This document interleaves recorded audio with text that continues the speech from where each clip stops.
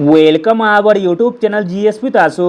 69 BPSC PT के लिए set practice कराया जा रहा है घटना चक्र से, जिसमें आज हम लोग सेट नंबर 3 को लगाने वाले हैं। इससे पहले सेट नंबर 1 से 2 तक ऑलरेडी करा दिया गया है। जो लोग नहीं देखे हैं तो वो लोग प्लेलिस्ट चेक कर सकते हैं। वीडियो स्टार्ट करने से पहले आप लोगों से एक ही रिक्वेस्ट है, प्लीज़ वीडियो को लाइक और सेशन ख़त्म होने के बाद किसी भी एक ग्रुप में शेयर जरूर कर दीजिएगा। चलिए शुरू करते हैं और आप लोग भी सोचिएगा अपना आंसर क्या हो सकता है। पहला प्रश्न है, फ्रेंच ओपन टेनिस टूर्नामेंट 2022 की महिला एकल खिताब की विजेता ईगा स्विएटेक निम्नलिखित में से किस देश से है? तो दोस्तों, ईगा स्विएटेक का संबंध है पोलैंड से। ऑप्शन नंबर ए। फ्रेंच ओपन 2022 में महिला एकल खिताब ईगा स्विएटेक ने अमेरिका की कोको गॉफ को हराकर जीता है, जबकि फ्रेंच ओपन 2022 में पुरुष एकल खिताब राफेल नडाल ने जीता नॉर्वे के कैस्पर रूड को हराकर।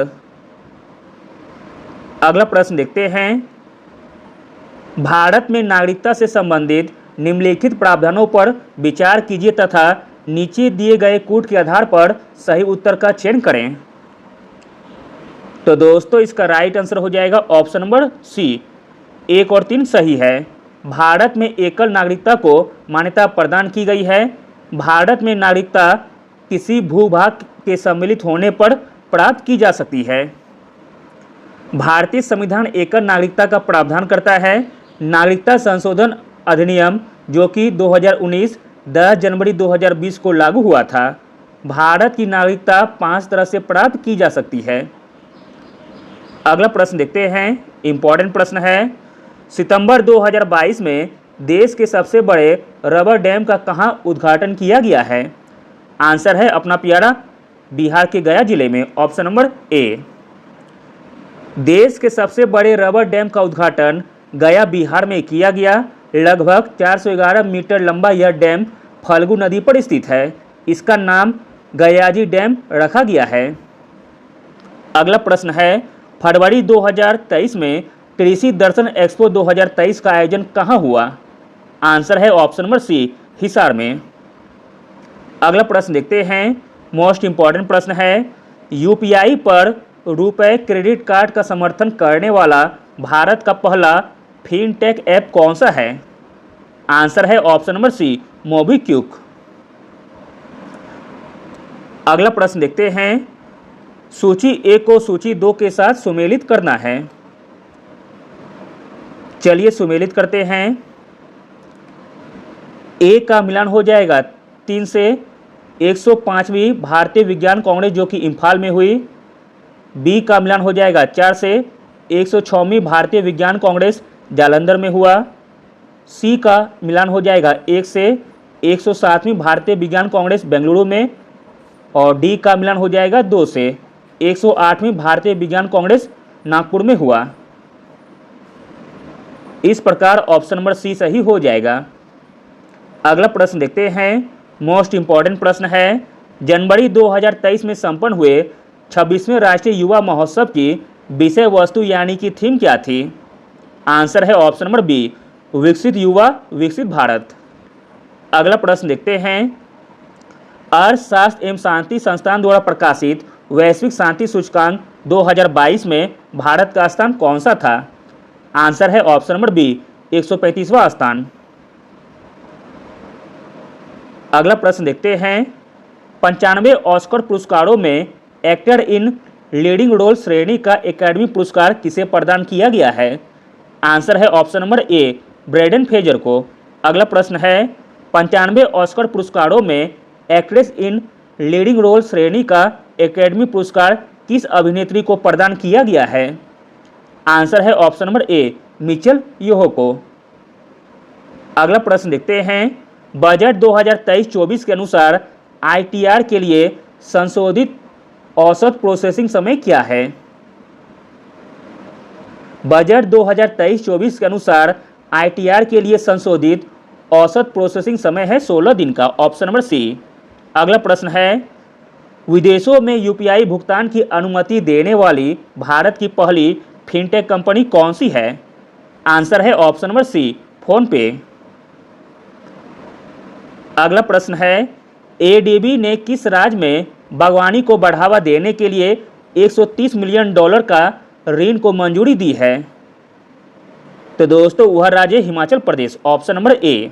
अगला प्रश्न है 14 फरवरी 2023 को किसने हार्बिंजर 2023 इनोवेशन फॉर ट्रांसफॉर्मेशन नामक अपने दूसरे वैश्विक हैकाथॉन की घोषणा की है? आंसर है ऑप्शन नंबर बी, आरबीआई ने। अगला प्रश्न है तुर्की के नवनिर्वाचित राष्ट्रपति का क्या नाम है? प्रश्न इंपॉर्टेंट है। तुर्की के नवनिर्वाचित राष्ट्रपति का नाम है Recep Tayyip Erdogan, option number B. अगला प्रश्न देखते हैं 42वें आसियान शिखर सम्मेलन 2023 से संबंधित निम्न कथनों पर विचार कीजिए। उपयुक्त कथनों में से कौन सा कथन सही है आपको बताना है। पहला कथन है यह शिखर सम्मेलन 9 से 11 मई 2023 के मध्य सिंगापुर में आयोजित हुआ। तो दोस्तों यह कथन गलत दिया गया है, सिंगापुर में नहीं इंडोनेशिया में आयोजित हुआ था। दूसरा कथन है आसियान का मुख्यालय जकार्ता इंडोनेशिया में है। इस प्रकार ऑप्शन नंबर बी सही हो जाएगा, केवल 2 सही है। अगला प्रश्न देखते हैं 14वें विश्व मसाला कांग्रेस 2023 से संबंधित निम्न कथनों पर विचार कीजिए। उपयुक्त कथनों में से कौन सा कथन सही है आपको बताना है। तो दोस्तों इसका राइट आंसर हो जाएगा ऑप्शन नंबर सी, 1 और 2 दोनों सही है। यह कार्यक्रम 16 से 18 फरवरी 2023 तक मुंबई में आयोजित हुआ। इसकी थीम विजन 2023 SPICS थी। अगला प्रश्न है 20 दिसंबर 2022 को राज्यों और जिलों के लिए सामाजिक प्रगति सूचकांक 2022 जारी किया गया। इससे संबंधित निम्न कथनों पर विचार कीजिए। उपयुक्त कथनों में से कौन सा कथन सही है आपको बताना है। तो दोस्तों जो कथन सही है वह है 2 तथा 3। इसमें अति उच्च सामाजिक श्रेणी में पुडुचेरी को शीर्ष स्थान प्राप्त हुआ। उच्च सामाजिक प्रगति श्रेणी में जम्मू और कश्मीर को शीर्ष स्थान प्राप्त हुआ है। इस प्रकार ऑप्शन नंबर बी सही हो जाएगा, केवल 2 एवं 3 सही है। 20 दिसंबर 2022 को प्रधानमंत्री की आर्थिक सलाहकार परिषद के सहयोग से राज्यों एवं जिलों के लिए सामाजिक प्रगति सूचकांक 2022 जारी किया गया। अगला प्रश्न देखते हैं, इंपॉर्टेंट प्रश्न है किस भारतीय एथलीट ने पुरुषों की ट्रिपल जंप स्पर्धा का नेशनल रिकॉर्ड बनाया है? तो दोस्तों वह एथलीट का नाम है प्रवीण चित्रवेल, ऑप्शन नंबर ए। अगला प्रश्न है फीफा द्वारा 2026 विश्व कप लोगो का अनावरण किया गया। इस संबंध में कौन सा कथन सही है? तो दोस्तों इसका राइट आंसर हो जाएगा ऑप्शन नंबर ए, केवल 1 सही है। फीफा विश्व कप 2026 में 3 देश संयुक्त राज्य अमेरिका, कनाडा और मैक्सिको टूर्नामेंट की मेजबानी करेंगे। और दूसरा कथन है यह दुनिया में खेल के सबसे बड़े आयोजन का 26वां संस्करण होगा, जो कि गलत दिया गया है। 26वां नहीं 23वां संस्करण होगा। अगला प्रश्न देखते हैं, मोस्ट इंपॉर्टेंट प्रश्न है संयुक्त राष्ट्र महासभा के 78वें सत्र के अध्यक्ष के रूप में किसे चुना गया है? आंसर है option number C, Dennis Francisco. अगला प्रश्न है केंद्रीय अप्रत्यक्ष कर और सीमा शुल्क बोर्ड का नया अध्यक्ष किसे नियुक्त किया गया है? आंसर है option number b, Sanjay Kumar Agrawal ji को। अगला प्रश्न देखते हैं भारत जापान द्विपक्षीय समुद्री अभियान GMAX 2023 का 7वां संस्करण 5 जुलाई से कहां आयोजित किया गया? आंसर है ऑप्शन नंबर बी, विशाखापट्टनम में। अगला प्रश्न है भारतीय नौसेना ने किस देश के साथ कोची में 11 दिवसीय सैन्य अभ्यास का आयोजन किया? आंसर है ऑप्शन नंबर बी, USA के साथ। अगला प्रश्न है G20 सदस्य देशों को समर्पित कला प्रदर्शनी का आयोजन बिहार में कहां किया गया? आंसर है ऑप्शन नंबर ए, पटना में। अगला प्रश्न है बिहार में बाढ़ एवं सिंचाई के बेहतर प्रबंधन के लिए किस ऐप को लॉन्च किया गया है? तो दोस्तों वह ऐप का नाम है बेफिक्र ऐप, ऑप्शन नंबर ए, सी।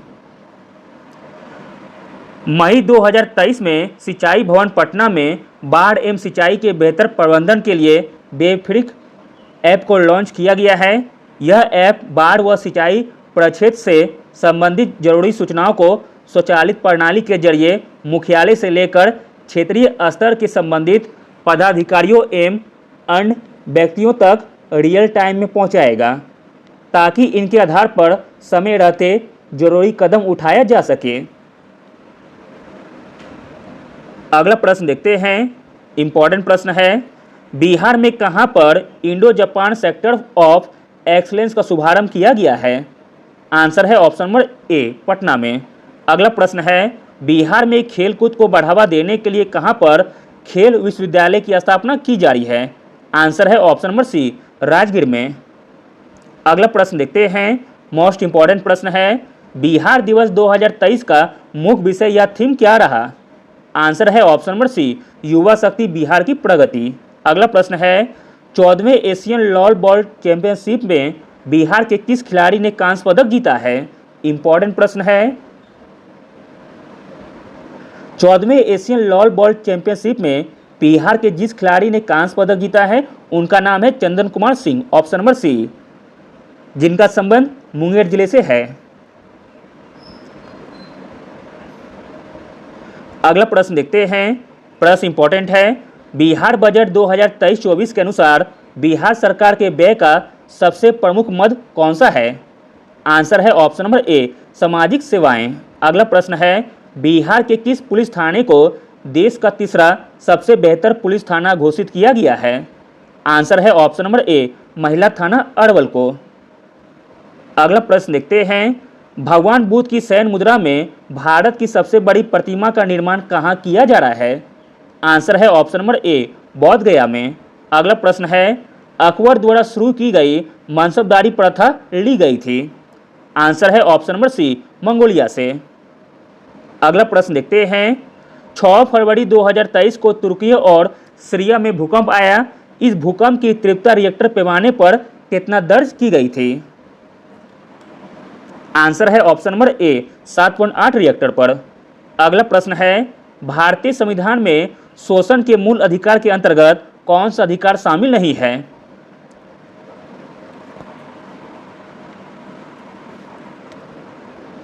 भारतीय संविधान में शोषण के मूल अधिकार के अंतर्गत जो अधिकार शामिल नहीं है वह है ऑप्शन नंबर सी, यौन उत्पीड़न के विरुद्ध महिलाओं के अधिकार। भारतीय संविधान के भाग 3 के अंतर्गत अनुच्छेद 23 और 24 में मानव के दुर्व्यवहार और बालाश्रम का प्रतिषेध तथा कारखानों आदि में बालकों के नियोजन का प्रतिषेध किया गया है। अगला प्रश्न देखते हैं, इंपॉर्टेंट प्रश्न है, संविधान का कौन सा अनुच्छेद दोष सिद्धि के संबंध में अभियुक्तों को दोहरे दंड एवं स्व अभिशंसन से संरक्षण प्रदान करता है? तो दोस्तों इसका आंसर हो जाएगा ऑप्शन नंबर डी, उपयुक्त में से कोई नहीं। भारतीय संविधान के अनुच्छेद 20 का 2 के अनुसार किसी व्यक्ति को एक ही अपराध के लिए एक से अधिक बार अभियोजित और दंडित नहीं किया जा सकता है तथा अनुच्छेद 3 के अनुसार किसी अपराध के लिए अभियुक्त को स्वयं के विरुद्ध साक्षी होने के लिए बाध्य नहीं किया जाएगा। अगला प्रश्न देखते हैं, भारतीय संविधान के अनुच्छेद 19 के बारे में सत्य कथन का चुनाव कीजिए। तो दोस्तों इसका आंसर हो जाएगा ऑप्शन नंबर ए, अनुच्छेद 19 में भाषण एवं अभिव्यक्ति की स्वतंत्रता समेत 6 प्रकार की स्वतंत्रताएं प्रदान की गई है। अगला प्रश्न देखते हैं, भारतीय संविधान का कौन सा अनुच्छेद भारत के विभिन्न क्षेत्रों में छुआछूत उन्मूलन से संबंधित है? आंसर है ऑप्शन नंबर सी, अनुच्छेद 17। अगला प्रश्न देखते हैं, भारतीय संविधान का वह अनुच्छेद जिसमें अल्पसंख्यकों को अपने मनपसंद शिक्षण संस्थाओं को स्थापित करने एवं संचालित करने के अधिकार को संरक्षण प्रदान किया गया है? तो दोस्तों वह अनुच्छेद है अनुच्छेद 30, ऑप्शन नंबर सी। भारतीय संविधान के अनुच्छेद 29 एवं 30 अल्पसंख्यक वर्गों के हितों के संरक्षण से संबंधित है। अनुच्छेद 30 में यह प्रावधान किया गया है कि अल्पसंख्यक वर्गों को अपने शिक्षा संस्थाओं की स्थापना करने एवं प्रशासन करने का अधिकार होगा। अगला प्रश्न देखते हैं, सही कथन का चयन कीजिए। तो दोस्तों इसमें सही कथन हो जाएगा ऑप्शन नंबर सी, उच्चतम न्यायालय नागरिकों के मूल अधिकारों के परिवर्तन के लिए अनुच्छेद 32 के तहत रीट जारी करता है, जबकि उच्च न्यायालय मूल अधिकारों की रक्षा के लिए अनुच्छेद 226 के तहत रीट जारी करता है। अगला प्रश्न देखते हैं, निम्नलिखित में से कौन सा अधिकार नागरिक एवं विदेशी दोनों को प्राप्त है? तो दोस्तों वह अधिकार है विधि के समक्ष समता एवं विधियों का समान संरक्षण।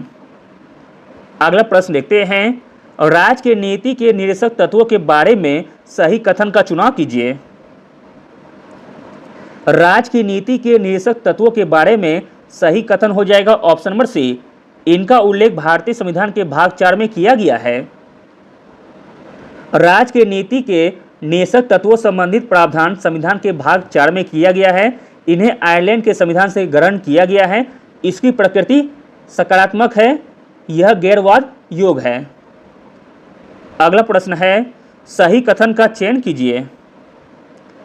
तो दोस्तों इसमें सही कथन हो जाएगा ऑप्शन नंबर सी, अनुच्छेद 36 से 51 तक राज्य की नीति के निर्देशक तत्वों संबंधित प्रावधान किए गए हैं। अगला प्रश्न है, भारत के संविधान में वर्णित राज्य की नीति के निर्देशक तत्वों में सुमेलित युग पहचानिए। तो दोस्तों जो सुमेलित है वह है ऑप्शन नंबर बी, न्यायपालिका का कार्यपालिका से पृथकीकरण अनुच्छेद 50 में दिया गया है, जबकि समान न्याय और निःशुल्क विधि सहायता अनुच्छेद 39A में दिया गया है। काम पाने का अधिकार अनुच्छेद 41 में दिया गया है। पर्यावरण का संरक्षण और संवर्धन करना अनुच्छेद 48 का क में दिया गया है। अगला प्रश्न देखते हैं, निम्न में से किसे दिल्ली के 8 सुल्तानों की सल्तनत का साक्षी कहा जाता है? आंसर है ऑप्शन नंबर डी, अमीर खुसरो को। अगला प्रश्न देखते हैं, निम्नलिखित में से कौन सा सुमेलित नहीं है? तो दोस्तों जो सुमेलित नहीं है वह है option number C, Semang Brazil, जो कि गलत दिया गया है। सेमांग जनजाति मलाया के पर्वतीय भागों में निवास करती है, बाकी दोनों सही दिए गए हैं। Pygmy Congo basin, bushman Kalahari मरुस्थल। अगला प्रश्न है, सूती वस्त्र एवं लौह इस्पात हेतु प्रसिद्ध किनकी प्रदेश स्थित है? तो दोस्तों किनकी प्रदेश स्थित है? चीन में, ऑप्शन नंबर बी। अगला प्रश्न देखते हैं, सही सुमेलित कीजिए, आपको इसमें मिलान करना है। चलिए मिलान करते हैं। एक का मिलान हो जाएगा 2 से, मोजेब जो कि यूएसए में है। बी का मिलान हो जाएगा 3 से, तकला मकान मरुस्थल चीन में है। सी का मिलान हो जाएगा 1 से, काजिल कुम मरुस्थल उज्बेकिस्तान में स्थित है। तथा डी का मिलान हो जाएगा 4 से, गिब्सन मरुस्थल ऑस्ट्रेलिया में स्थित है। इस प्रकार ऑप्शन नंबर ए सही हो जाएगा। अगला प्रश्न देखते हैं, निम्नलिखित में से किस विषय को 15वें वित्त आयोग ने 7वीं अनुसूची की राज्य सूची से समवर्ती सूची में स्थानांतरित करने का सुझाव दिया है? तो दोस्तों वह है स्वास्थ्य, ऑप्शन नंबर बी। अगला प्रश्न है, सल्तनत काल में फवाजिल का संबंध किससे था? सल्तनत काल में फवाजिल का संबंध था इक्ता से प्राप्त अतिरिक्त आय जो कि केंद्र का हिस्सा होती थी। अगला प्रश्न देखते हैं, सूची 1 को सूची 2 के साथ सुमेलित करना है। चलिए सुमेलित करते हैं। ए का मिलान हो जाएगा 3 से, एशियाई शेर संरक्षण परियोजना 2019 में स्टार्ट हुआ। बी का मिलान हो जाएगा 1 से, बाघ परियोजना 1973 में। सी का मिलान हो जाएगा 2 से, प्लास्टिक कचरा प्रबंधन नियम 2016 में स्टार्ट हुआ। डी का मिलान हो जाएगा 4 से, भारतीय वन्यजीव संस्थान की स्थापना 1986 में की गई थी। इस प्रकार ऑप्शन नंबर बी सही हो जाएगा। अगला प्रश्न देखते हैं, वायुमंडलीय ओजोन का मापन निम्नलिखित में से किससे किया जाता है? वायुमंडलीय ओजोन का मापन किया जाता है डॉप्सन स्पेक्ट्रोमीटर के द्वारा तथा टोटल ओजोन स्पेक्ट्रोमीटर के द्वारा तथा फिल्टर ओजोन मीटर के द्वारा। इस प्रकार ऑप्शन नंबर डी सही हो जाएगा, उपयुक्त सभी के द्वारा। अगला प्रश्न है, माइक क्या है? तो दोस्तों माइक है हाथियों की अवैध हत्या का निगरानी कार्यक्रम। अगला प्रश्न देखते हैं, सूची 1 को सूची 2 के साथ सुमेलित करना है। चलिए सुमेलित करते हैं। ए का मिलान हो जाएगा 3 से, गेंडा परियोजना की शुरुआत 1987 में की गई थी। बी का मिलान हो जाएगा 2 से लाल पांडा परियोजना की शुरुआत 1996 में की गई थी। सी का मिलान हो जाएगा 1 से हिम तेंदुआ परियोजना की शुरुआत 2009 में की गई थी। डी का मिलान हो जाएगा 4 से हाथी मेरे साथी अभियान की शुरुआत 2011 में की गई थी। इस प्रकार ऑप्शन नंबर ए सही हो जाएगा। अगला प्रश्न देखते हैं, निम्नलिखित कथनों पर विचार कीजिए, उपयुक्त में से कौन सा कथन सही है आपको बताना है। तो दोस्तों इसका राइट आंसर हो जाएगा ऑप्शन नंबर बी, केवल 2 सही है। रेगुड़ मृदा को काली मृदा के रूप में भी जाना जाता है, जबकि पहला कथन है रेगुड़ मृदा की आर्द्रता धारण क्षमता कम है। तो दोस्तों यह कथन गलत दिया गया है, धारण क्षमता अधिक होती है। अगला प्रश्न देखते हैं, सूची 1 को सूची 2 के साथ सुमेलित करना है। चलिए सुमेलित करते हैं।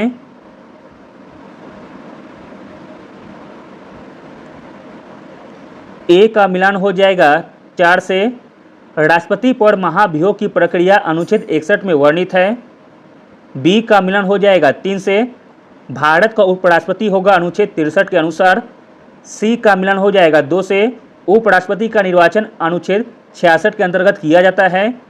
डी का मिलान हो जाएगा 1 से उपराष्ट्रपति की पदावधि अनुच्छेद 67 में वर्णित है। इस प्रकार ऑप्शन नंबर सी सही हो जाएगा। अगला प्रश्न देखते हैं, सही सुमेलन की पहचान कीजिए।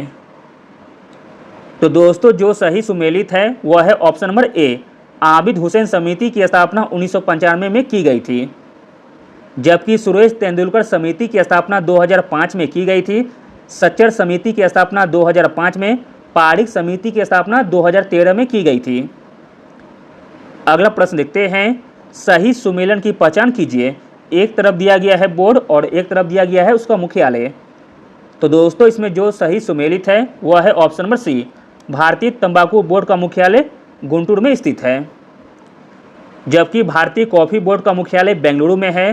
भारतीय रबर बोर्ड का मुख्यालय कोट्टायम केरल में है। भारतीय चाय बोर्ड का मुख्यालय कोलकाता में स्थित है। अगला प्रश्न है, सही सुमेलन की पहचान कीजिए। एक तरफ दिया गया है बोर्ड और एक तरफ दिया गया है उसका मुख्यालय। तो दोस्तों जो सही सुमेलित है वह है ऑप्शन नंबर सी, भारतीय जूट बोर्ड का मुख्यालय कोलकाता में स्थित है, जबकि भारतीय मसाला बोर्ड का मुख्यालय कोची केरल में है। राष्ट्रीय अंगूर प्रसंस्करण बोर्ड का मुख्यालय पुणे में है। राष्ट्रीय मत्स्य विकास बोर्ड का मुख्यालय हैदराबाद में स्थित है। अगला प्रश्न देखते हैं, सही सुमेलन की पहचान कीजिए। एक तरफ दिया गया है औद्योगिक वित्त का स्रोत और एक तरफ दिया गया है स्थापना वर्ष। तो दोस्तों इसमें जो सही सुमेलित है वह है ऑप्शन नंबर सी, भारतीय औद्योगिक विकास बैंक की स्थापना 1964 में की गई थी, जबकि भारतीय यूनिट ट्रस्ट की स्थापना 1963 में की गई थी। भारतीय औद्योगिक निवेश बैंक की स्थापना 1997 में की गई थी। अगला प्रश्न है, प्रश्न इंपॉर्टेंट है, भारत में पहला रबर टायर आधारित मेट्रो का निर्माण कहां पर किया जा रहा है। आंसर है ऑप्शन नंबर बी, नासिक में। अगला प्रश्न है, वर्तमान में औद्योगिक उपभोक्ता मूल्य सूचकांक का आधार वर्ष क्या है। आंसर है ऑप्शन नंबर सी, 2016। अगस्त 2020 तक औद्योगिक उपभोक्ता मूल्य सूचकांक का आधार वर्ष 2001 था, जिसे अक्टूबर 2020 में बदलकर वर्ष 2016 कर दिया गया है। वर्तमान में औद्योगिक उपभोक्ता मूल्य सूचकांक का आधार वर्ष 2016 हो गया है। अगला प्रश्न देखते हैं, औद्योगिक उत्पादन सकल सूचकांक में शामिल उद्योगों के विषय में सही कथन की पहचान कीजिए। तो दोस्तों इसका राइट आंसर हो जाएगा ऑप्शन नंबर डी, उपयुक्त सभी, यानी कि कोयला, उर्वरक, कच्चा तेल तथा प्राकृतिक गैस। औद्योगिक उत्पादन सकल सूचकांक में शामिल 8 उद्योग निम्नलिखित हैं: कोयला, कच्चा तेल, प्राकृतिक गैस, रिफाइनरी उत्पाद, उर्वरक, इस्पात, सीमेंट तथा विद्युत। अगला प्रश्न देखते हैं, मोस्ट इंपॉर्टेंट प्रश्न है, स्पेशल इकोनॉमिक जोन की नीति भारत में कब आरंभ की गई थी। आंसर है ऑप्शन नंबर बी, 2000 में। अगला प्रश्न देखते हैं, भारत में जिन व्यवसायियों का विनियोग 1 करोड़ रुपए तक तथा कारोबार 5 करोड़ रुपए तक का टर्नओवर है उन्हें जाना जाता है। तो दोस्तों उन्हें जाना जाता है सूक्ष्म उद्यम के नाम से, ऑप्शन नंबर सी।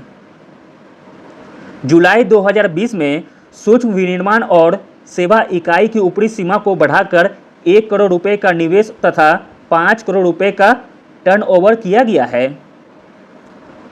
अगला प्रश्न है, सूक्ष्म लघु और मध्यम उद्यम विकास अधिनियम 2006 के अनुसार मध्यम उद्यम में निवेश राशि की सीमा होती है। आंसर है ऑप्शन नंबर सी, रुपए 5 करोड़ से 10 करोड़ रुपए के बीच। अगला प्रश्न है, किस उद्योग को जेनेटिक उद्योग में शामिल करते हैं? आंसर है ऑप्शन नंबर डी, उपयुक्त सभी को, यानी कि पशुपालन को, मुर्गी पालन को तथा कृषि को। जेनेटिक उद्योग वे उद्योग हैं जो विक्रय के उद्देश्य से निश्चित प्रजाति के पौधों तथा जंतुओं के प्रजनन तथा वृद्धि में संलग्न हो।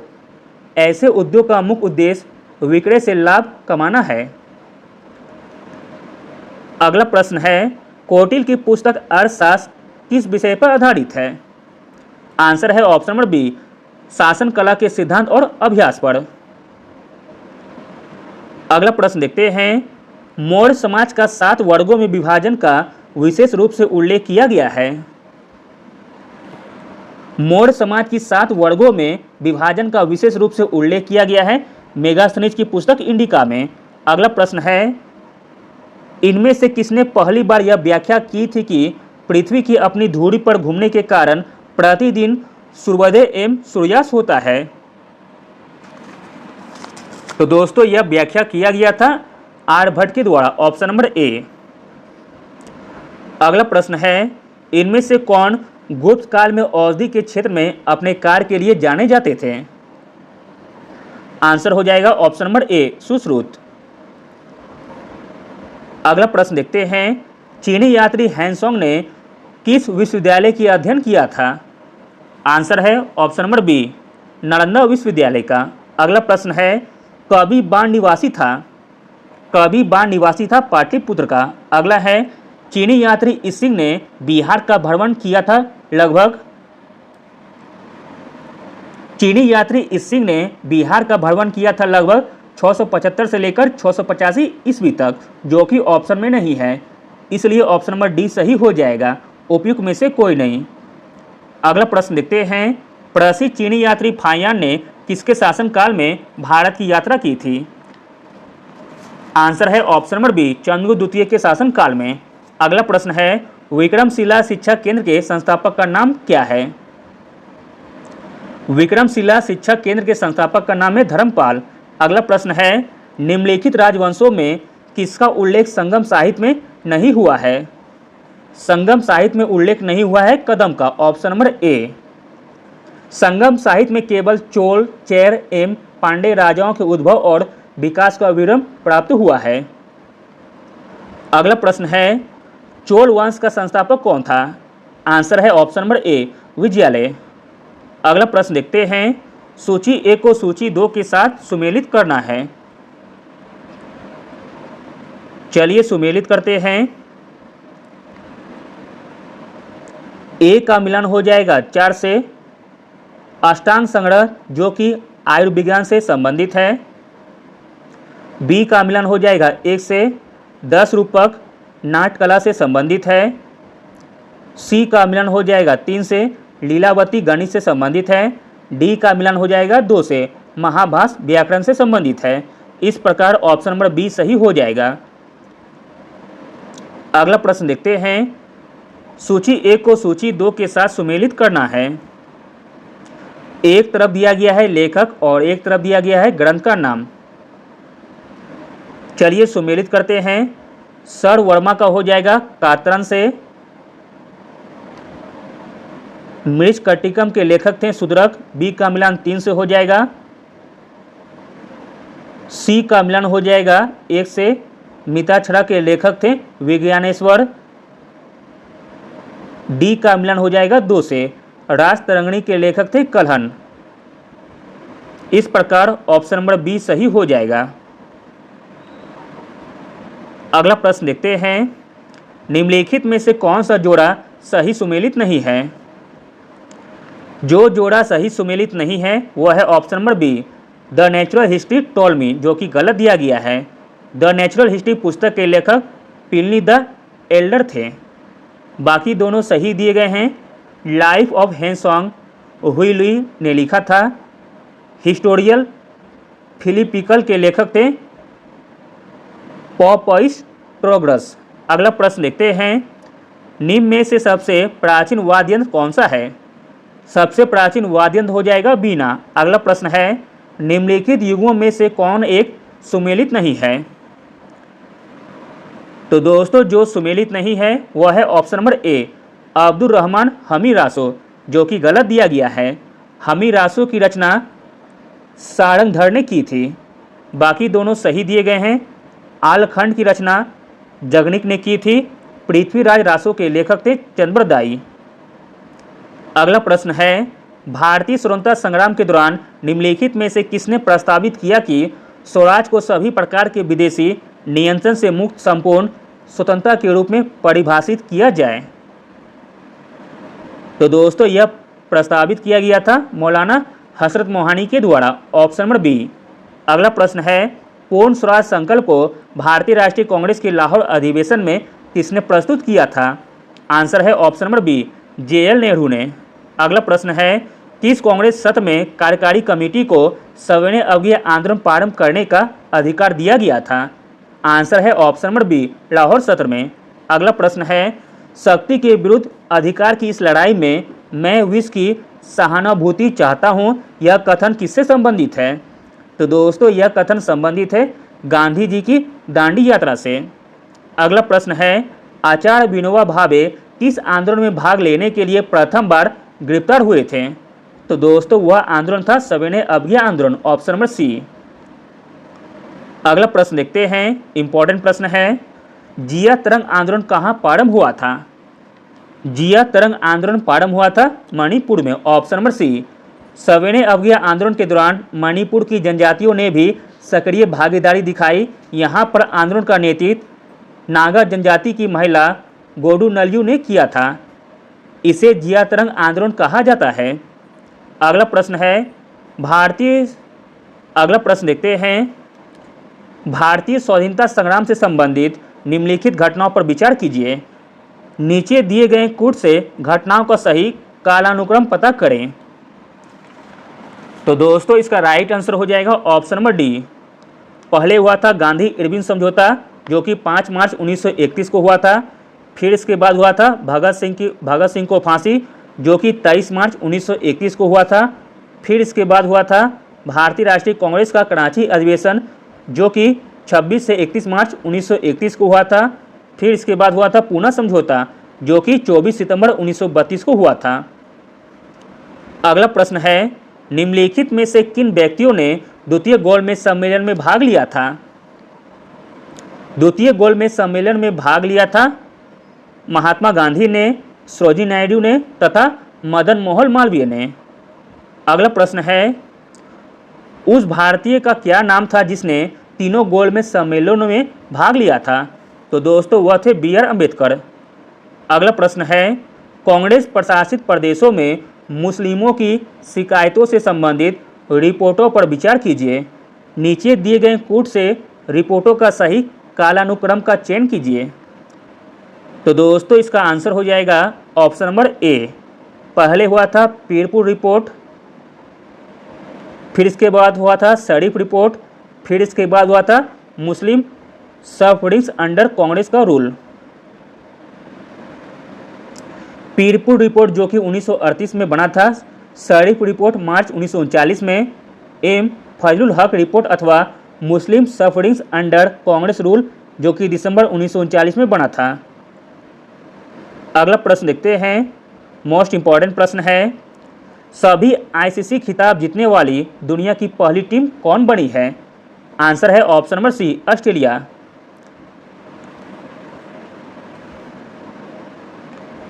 अगला प्रश्न देखते हैं, जवाहरलाल नेहरू के विषय में निम्नलिखित कथनों पर ध्यान दीजिए। जो कथन सही है आपको बताना है। तो दोस्तों इसका राइट आंसर हो जाएगा ऑप्शन नंबर डी, उपयुक्त में से कोई नहीं, क्योंकि यह तीनों के तीनों कथन गलत दिए गए हैं। वे 1947 में कांग्रेस दल के अध्यक्ष थे। तो दोस्तों यह कथन गलत दिया गया है। उन्होंने संविधान सभा की अध्यक्षता की, यह भी कथन गलत दिया गया है। भारत की स्वतंत्रता से पूर्व उन्होंने संयुक्त प्रांत में प्रथम कांग्रेस मंत्रिमंडल बनाया था। तो दोस्तों यह तीनों के तीनों कथन जवाहरलाल नेहरू के विषय में गलत दिए गए हैं।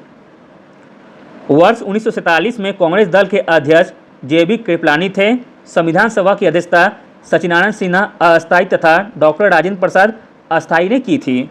संयुक्त प्रांत में प्रथम कांग्रेस मंत्रिमंडल में भी जवाहरलाल नेहरू शामिल नहीं थे। अगला प्रश्न देखते हैं। प्रश्न इंपॉर्टेंट है। भारतीय संविधान मान्यता देता है। भारतीय संविधान मान्यता देता है धार्मिक और भाषाई अल्पसंख्यकों को। Option number. अगला प्रश्न देखते हैं। निम्न को सही कालक्रम में लिखिए। तो दोस्तों इसका राइट आंसर हो जाएगा ऑप्शन नंबर बी। पहले हो जाएगा असहयोग आंदोलन, फिर हो जाएगा साइमन कमीशन, फिर इसके बाद हो जाएगा नेहरू रिपोर्ट, फिर इसके बाद हो जाएगा भारत छोड़ो आंदोलन।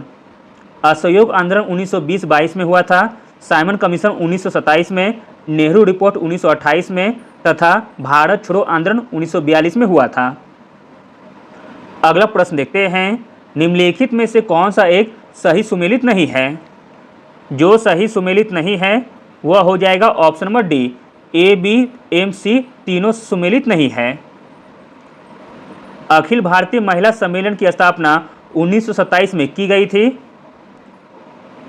अखिल भारतीय डिप्रेस्ड क्लास संगठन की स्थापना MG राजा के द्वारा 1925 में की गई थी।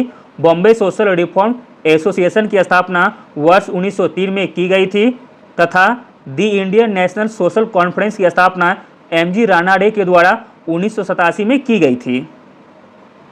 अगला प्रश्न देखते हैं।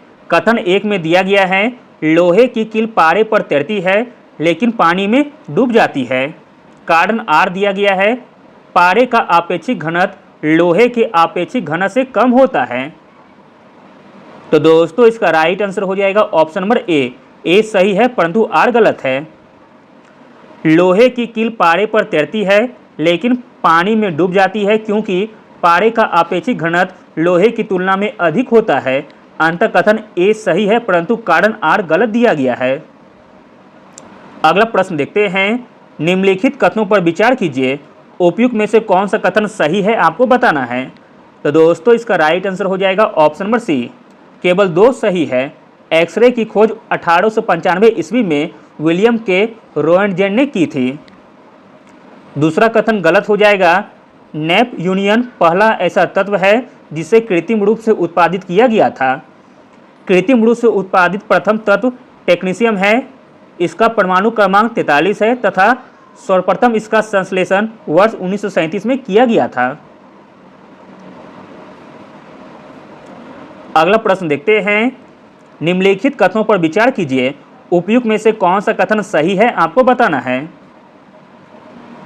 तो दोस्तों इसका राइट आंसर हो जाएगा ऑप्शन नंबर बी। केवल 2 सही है। सघन माध्यम से विरल माध्यम में जाने पर प्रकाश की चाल बढ़ जाती है।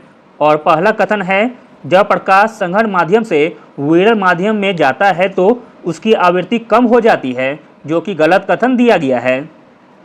प्रकाश की आवृत्ति एक माध्यम से दूसरे माध्यम में जाने पर भी पूर्ववत रहती है, उसमें कोई बदलाव नहीं आता है। अगला प्रश्न है। निम्नलिखित में से कौन सा प्रकाश के पूर्ण आंतरिक परिवर्तन का उदाहरण नहीं है। आंसर है ऑप्शन नंबर सी। साबुन के बुलबुले में चमकदार रंग बनना, जबकि प्रकाश तंतु मृग मरीचिका यह दोनों प्रकाश के पूर्ण आंतरिक परिवर्तन का उदाहरण है। अगला प्रश्न देखते हैं। निम्नलिखित कथनों पर विचार कीजिए। उपयुक्त में से कौन सा कथन सही है आपको बताना है। तो दोस्तों इसका राइट आंसर हो जाएगा ऑप्शन नंबर डी। न तो 1 एम न ही 2 सही है। हीरा अपने ही आकार के अनुकारी कांच के बराबर झिलमिलाता है, जो कि गलत दिया गया है। दीर्घ तरंगदैर्घ्य वाले प्रकाश का प्रकीर्णन लघु तरंगदैर्घ्य वाले प्रकाश से कहीं अधिक होता है, यह भी कथन गलत दिया गया है। हीरा अपने ही आकार के अनुकारी कांच से कहीं अधिक झिलमिलाता है क्योंकि इसका अपवर्तनांक कांच के अपूर्णांक की तुलना में अधिक होता है। अंतःकथन 1 गलत है। दीर्घ तरंगदैर्घ्य वाले प्रकाश का प्रकीर्णन कम होता है। अंतःकथन 2 भी गलत है। अगला प्रश्न है, वायु के बुलबुले के संबंध में निम्नलिखित कथनों पर विचार कीजिए। उपयुक्त में से कौन सा कथन सही है आपको बताना है। तो दोस्तों इसका राइट आंसर हो जाएगा ऑप्शन नंबर सी, 1 तथा 2 सही है। वायु के बुलबुले की सतह उत्तल होती है, जो कि सही दिया गया है। पानी में डूबा हुआ वायु का बुलबुला अवतल लेंस की भांति व्यवहार करता है, जो कि सही कथन दिया गया है। अगला प्रश्न है, 2 समांतर समतल दर्पणों के बीच यदि आपको खड़ा कर दिया जाए तो आपके कुल कितने प्रतिबिंब बनेंगे। आंसर है ऑप्शन नंबर ए, 2 प्रतिबिंब। अगला प्रश्न है, प्रेशर कुकर में खाना जल्दी पकता है क्योंकि प्रेशर कुकर में खाना जल्दी पकता है क्योंकि जल का क्वथनांक बढ़ जाता है तथा वायु दाब बढ़ जाता है। इस प्रकार ऑप्शन नंबर सी सही हो जाएगा। अगला प्रश्न देखते हैं, ऑडिटोरियम की दीवारों पर पहले थर्मोकोल की शीट्स लगाई जाती थी जिससे दीवारों द्वारा ध्वनि अवशोषित हो सके। ऑडिटोरियम की दीवारों पर पहले थर्मोकोल की शीट्स लगाई जाती थी जिससे दीवारों पर ध्वनि अवशोषित हो सके। अगला प्रश्न देखते हैं, निम्नलिखित में से कौन से अर्धचालक हैं। इसमें अर्धचालक हो जाएगा आपका सिलिकॉन तथा germanium. Option number C, silicon तथा जर्मेनियम 2 प्रमुख अर्धचालक पदार्थ हैं जिसकी संयुक्तता 4 होती है। अगला प्रश्न देखते हैं, थोरियम के संदर्भ में निम्नलिखित कथनों पर विचार कीजिए। उपयुक्त में से कौन सा कथन सही है आपको बताना है। तो दोस्तों इसका राइट आंसर हो जाएगा ऑप्शन नंबर बी, 1, 2 तथा 3। तीनों के तीनों कथन सही दिए गए हैं थोरियम के संदर्भ में। थोरियम का मुख्य स्रोत मोनोजाइट है। थोरियम यूरेनियम की तुलना में कम नुकसानदेह अपशिष्ट का उत्पादन करता है। संपूर्ण विश्व में यूरेनियम की तुलना में थोरियम का भंडार ज़्यादा है। अगला प्रश्न देखते हैं, परवाल निम्नलिखित में से किस संघ के जीव हैं। आंसर है ऑप्शन नंबर सी, सिलिएंड्रा संघ के। अगला प्रश्न है, हरे रंग के कांच का निर्माण करने के लिए प्रयुक्त पदार्थ कौन सा है। आंसर है option number C, chromic oxide. अगला प्रश्न है, निम्नलिखित में से कौन सा प्रोटोजुआ के द्वारा नहीं होता है। प्रोटोजुआ के द्वारा नहीं होता है शिस्टोसिमियासिस, ऑप्शन नंबर बी, जबकि मलेरिया तथा निद्रा रोग प्रोटोजुआ के कारण होता है। अगला प्रश्न है, असत फल का उदाहरण है। इसमें असत फल का उदाहरण हो जाएगा सेब। ऐसे फल जिनके निर्माण में बाहें दलपुंज या पुष्पासन प्रतिभाग करते हैं असत फल कहलाते हैं। सेब एवं कटहल आदि असत फलों के उदाहरण हैं। अगला प्रश्न है, सही सुमेलित कीजिए। चलिए मिलान करते हैं। एक का मिलान हो जाएगा 2 से, ट्राई नाइट्रोफिनॉल को पिक्रिक अम्ल कहते हैं। बी का मिलान हो जाएगा 3 से, ट्राई नाइट्रोग्लिसरीन को नॉवल का तेल कहते हैं। सी का मिलान हो जाएगा 4 से, आरडीएस का अन्य नाम साइक्लोनाइट है। तथा डी का मिलान हो जाएगा 1 से, नॉर्वेजियन साल्टपीटर को कैल्शियम नाइट्रेट कहते हैं। इस प्रकार ऑप्शन नंबर ए सही हो जाएगा। अगला प्रश्न देखते हैं। प्रश्न इंपॉर्टेंट है, भ्रूण अवस्था में लाल रक्त कणिकाओं का निर्माण निम्नलिखित में से किस अंग में होता है। आंसर है ऑप्शन नंबर ए, यकृत में। अगला प्रश्न देखते हैं, निम्नलिखित कथनों पर विचार कीजिए। उपयुक्त में से कौन सा कथन सही है आपको बताना है। तो दोस्तों इसका राइट आंसर है ऑप्शन नंबर बी, केवल एक सही है। पारा को क्यूक सिल्वर भी कहा जाता है। दूसरा है, लेड ऑक्साइड को व्हाइट लेड कहा जाता है, जो कि गलत दिया गया है। आयरन सल्फेट को झूठा सोना कहा जाता है, जो कि कथन गलत है। पारा को क्यूक सिल्वर भी कहा जाता है। इसका निष्कर्षण सिनेबार नामक अयस्क से किया जाता है। लेड कार्बोनेट को व्हाइट लेड कहा जाता है, जबकि झूठा सोना या बेवकूफ़ों का सोना आयरन पायराइड्स को कहते हैं। अगला प्रश्न है, निम्नलिखित में से किसे स्ट्रेंजर गैस कहा जाता है। आंसर है ऑप्शन नंबर बी, जीनोन को। अगला प्रश्न है, बेरी रोग किस विटामिन की कमी से होती है। आंसर है ऑप्शन नंबर बी, थायमिन से, यानी कि विटामिन B1 की कमी से। अगला प्रश्न है, निम्नलिखित में से कौन से रोग में लाल रुधिराणु बढ़ने बंद हो जाते हैं। तो दोस्तों वह रोग है थैलेसीमिया, ऑप्शन नंबर ए। अगला प्रश्न है, निम्नलिखित कथनों पर विचार कीजिए, उपयुक्त कथनों में से कौन सा कथन सही है आपको बताना है। तो दोस्तों इसका राइट आंसर है ऑप्शन नंबर डी, न तो एक एवं न ही दो सही है। भारत द्वारा अपना पहला भूमिगत नाभिकीय परीक्षण 11 मई 1998 को पोखरण में किया गया था, जो कि गलत दिया गया है। इस परीक्षण का आधिकारिक कोड ऑपरेशन शक्ति था, जो कि गलत दिया गया है। भारत द्वारा अपना पहला भूमिगत नाभिकीय परीक्षण पोखरण में 18 मई 1974 में किया गया था। इस परीक्षण का आधिकारिक कोड स्माइलिंग बुद्धा था, जबकि पोखरण में ही 1998 में दोबारा से नाभिकीय परीक्षण किए गए, जिसे ऑपरेशन शक्ति का कूट नाम दिया गया था। अगला प्रश्न है, भूपर्पटी में सर्वाधिक पाया जाने वाला तत्व है। आंसर है ऑप्शन नंबर बी, ऑक्सीजन, जिसका परसेंट है 46.6%। अगला प्रश्न देखते हैं, सूची 1 को सूची 2 के साथ सुमेलित करना है। चलिए सुमेलित करते हैं। एक तरफ दिया गया है अयस्क और एक तरफ दिया गया है धातु। एक का मिलन हो जाएगा एक से गोलोबराइट, जो कि सोडियम का अयस्क है। बी का मिलन हो जाएगा 2 से कार्नेलाइट, पोटेशियम का अयस्क है।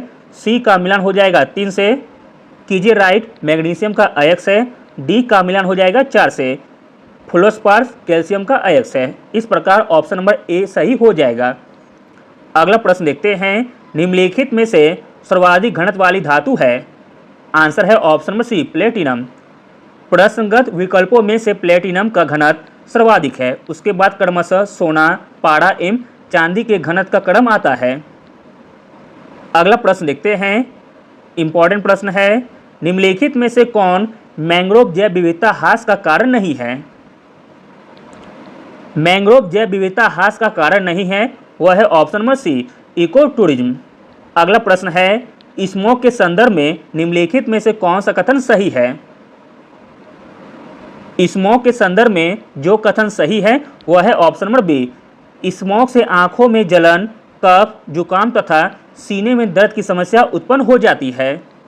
अगला प्रश्न देखते हैं, रेडियोधर्मी कचरों या परमाणु कचरों को निपटाने का सबसे उपयुक्त तरीका क्या है।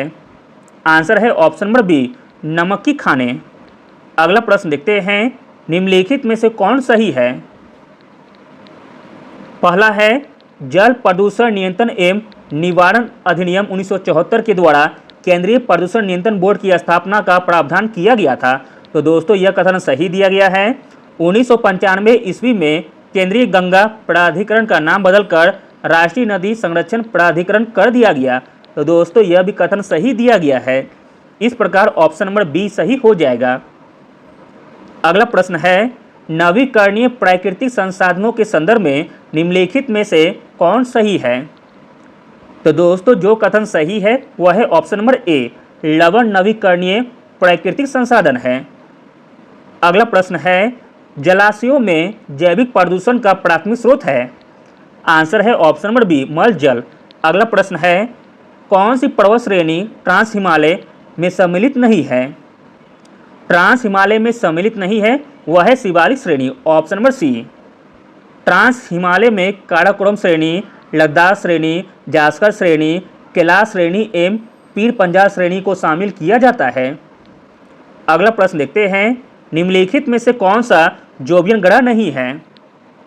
जोवियन ग्रह नहीं है, वह है बुध। जोवियन ग्रह में शामिल हैं बृहस्पति, शनि, यूरेनस एवं नेपच्यून, जबकि पार्थिव ग्रह में शामिल हैं बुध, शुक्र, पृथ्वी एवं मंगल। अगला प्रश्न देखते हैं, निम्नलिखित में से कौन सुमेलित नहीं है। तो दोस्तों जो सुमेलित नहीं है वह है option number C, weld Australia, जो कि गलत दिया गया है। वेल्ड आपका दक्षिण अफ्रीका का घास का मैदान है, जबकि प्रेरी यूएसए कनाडा का है, पंपास अर्जेंटीना का है, स्टेपीज पूर्वी यूरोप एवं मध्य एशिया का है। सवाना हो जाएगा पूर्वी अफ्रीका का, कैंपास हो जाएगा ब्राज़ील, पराग्वे, उरुग्वे एवं अर्जेंटीना, पॉर्कलैंड हो जाएगा सूडान का, लानोज हो जाएगा वेनेजुला तथा कोलंबिया का। अगला प्रश्न है, विश्व का सबसे बड़ा द्वीप है। आंसर है ऑप्शन नंबर बी, ग्रीनलैंड। अगला प्रश्न है, निम्नलिखित में से प्राकृतिक बंदरगाह नहीं है। प्राकृतिक बंदरगाह नहीं है चेन्नई बंदरगाह, जो कि कृत्रिम है। पूर्वी तट पर तमिलनाडु में स्थित चेन्नई बंदरगाह सबसे बड़ा कृत्रिम बंदरगाह है। कांडला, मार्मू, गोवा एवं मुंबई बंदरगाह जो कि प्राकृतिक बंदरगाह हैं। अगला प्रश्न है, कयाल पाए जाते हैं। आंसर है ऑप्शन नंबर बी, केरल में। केरल में पाए जाने वाले लेगुन को कयाल कहते हैं। अगला प्रश्न है, भारत में शीतकालीन पवनों की दिशा क्या होती है। भारत में शीतकालीन पवनों की दिशा होती है उत्तर पूर्व से दक्षिण पश्चिम। अगला प्रश्न है, निम्नलिखित में से कौन एशिया एवं यूरोप के मध्य सीमा नहीं बनाता है। तो दोस्तों वह है आल्प्स पर्वत, ऑप्शन नंबर सी। यूराल पर्वत, कैस्पियन सागर, काला सागर एवं काकेशियन पर्वत एशिया एवं यूरोप के मध्य सीमा रेखा बनाते हैं। आल्प्स पर्वत फ्रांस एवं इटली के मध्य सीमा रेखा बनाता है। अगला प्रश्न देखते हैं, निम्नलिखित में से कौन सा देश लाल सागर से संलग्न नहीं है। लाल सागर से संलग्न नहीं है वह है देश लीबिया, ऑप्शन नंबर बी। लाल सागर अफ्रीका को एशिया से पृथक करता है। अफ्रीका के चार देश लाल सागर से संलग्न हैं, मिस्र, सूडान, इरिट्रिया एवं जिबूती। अगला और अंतिम प्रश्न है, उष्णकटिबंधीय सदाबहार वनों की विशेषताओं में सम्मिलित नहीं है। उष्णकटिबंधीय सदाबहार वनों की विशेषताओं में सम्मिलित नहीं है वह है ऑप्शन नंबर बी, अत्यधिक व्यावसायिक महत्व। उष्णकटिबंधीय सदाबहार वनों की विशेषताओं के अंतर्गत घने वृक्ष, वृक्षों की बहुरूपता आदि है। चूँकि इन वनों की लकड़ियाँ अत्यधिक कठोर तथा यह वन अत्यधिक दलदली भूमि में सघन रूप से पाए जाते हैं। Thank you.